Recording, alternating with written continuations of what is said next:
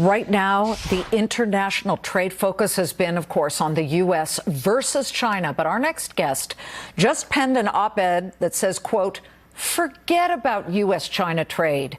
The future is elsewhere." Adding that global trade between countries accounts for 58% of GDP, or approximately $45 trillion. That's globally. U.S.-China trade, he says, is only worth approximately $660 billion a year, just 1.4% of global trade by value.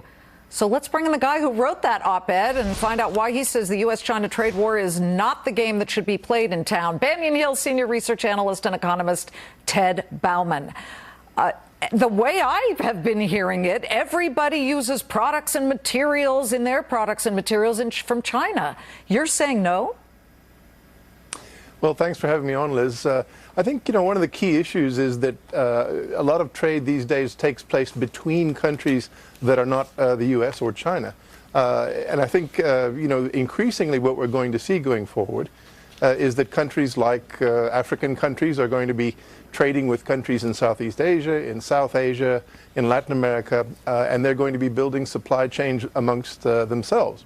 And really, if you look at the demographics of the situation, that's where the big growth in the long term has got to come from. Right now, because let me just interrupt. Right now, we have Vietnam and Africa exchange-traded funds on the screen, and we're doing that because if people are looking for an investment angle as a business network, that's exactly what we're always trying to offer. What's that trade? But you need to make the case here for our viewers. You say that people are now, companies are doing business with African nations. What is the infrastructure like there? Because that's sort of been the lagging issue, and that China has leapt quite far ahead when it comes to development and industry. Well, I think you're right. I think infrastructure is a major issue in Africa in particular, but that also presents an opportunity. I think in addition to the inherent demographic potential of a continent like Africa that's expected to essentially double in population by 2050, and where GDP per capita will probably treble over the same period, infrastructure is one of the kickstarters that pushes people into the global market. So I think the critical thing is to position yourself to take advantage of gains yet to come. And that's why I think the important thing is to understand how cheap assets are in the developing world right now. Those kinds of ETFs that you mentioned are at historical lows relative to U.S. equities.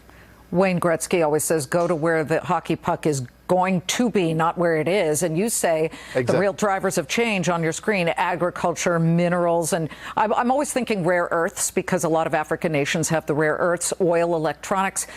There are obviously dozens and dozens of African nations. Which ones are most developed and the safest in which to do business, or at least place some bets? I often think of South Africa or Tanzania, but where else? Well, I think right now, in fact, South Africa is probably one you'd want to give a little bit of space to because of political issues there. But certainly Kenya is positioning itself to be the economic and technological hub, not just for East Africa, but really for the Indian Ocean basin. Very highly educated workforce, government that's very forward-looking in terms of the right conditions for business, and also just positioning itself as a hub for things like internet connections across the continent, travel, and so on. And also, they are the continental leader in e-payment systems, which is the most highly, Africa is the continent where the highest penetration of mobile phone-based banking in the world, and really led by Kenya. It is fascinating, and I've studied a lot about mobile payments. They never had a storefront banks, so they had to go to mobile payments through their phones. Just fascinating. Ted, great to see you. Thank you. And we'll wait to see if Africa really plays out. I've been hearing for decades about this ever since I started doing business news and waiting for it to actually happen. But you say it's happening. It's right on the cusp. Ted Bauman, thank you very much. Thanks.